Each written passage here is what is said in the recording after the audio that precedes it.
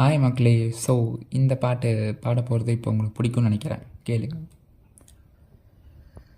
இங்கே கடல் அங்கே நதி இணைந்திட நதி போடுதே, அங்கே வெயில் இங்கே நிழல் விழுந்திட இடம் தேடுதே, கண்ணீரிலே காவியம் தண்ணீரிலே ஓவியம் வரையும் இதை என்னென்ன செய்திடுமோ, முடிவில் உயர் வண்ணங்கள் மாறிடுமோ.